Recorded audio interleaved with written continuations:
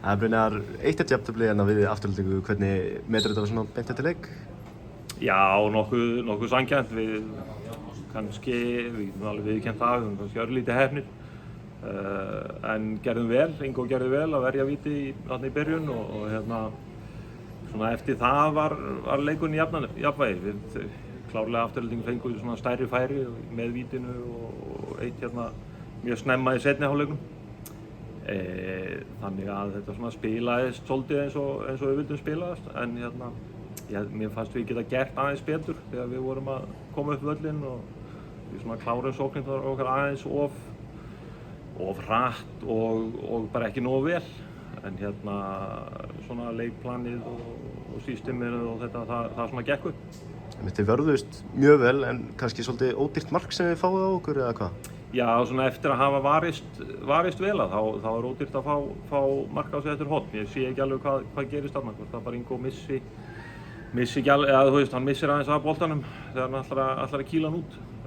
Þannig að það er svona, þú ert alltaf svektur að fá á þig mark úr föstu leikatri og það er ekkert öðruvísi með þetta. Ingo kemur í markið, hlýtur að vera samt ánægður með hans frammistöðu í dag? Já, bara gríðarlega. Þú veist, hann ver víti og grípur inn á réttum tímum og var bara öruggur í öllu sem hann gerði. Þannig að hérna, það var ekki okkar vandamál í dag í sjálfu sér. Hann gerði vel og svo vorum við með Kristján þarna í vinstri bakverði sem gerði mjög vel, Helgi sem er 15 eða mögulega orðinn 16 á þessu ári.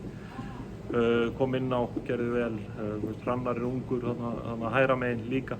Þannig að hérna, og við erum með, held ég, rétt rúmlega hálft lið á svona meiðslalista á einhverju öðru slíku, þannig að ég svona eftir allt saman og stöðuna sem við vorum í svona í þessari viku, Dennis meiðist aðeins á æfingunni í gær, þannig að ég vildi ekki byrja honum heldur, þannig að það eru örugglega 7-8 leikmenn sem við eigum inni.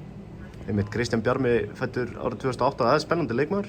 Mjög spennandi, já, bara góður leikmaður og hérna, eins og allir aðrir þurfa svolítið að bíða eftir sínum tíma og hann fekk tækifæri í dag og stóð sér bara gríðarlega vel móti held ég einum betri svona kampmönnum í deildinni síðasta ári og þessu ári. Þannig að hérna, og já, stóð sér vel, bara öflugur varnarlega og ógnandi fram á við og duglegur.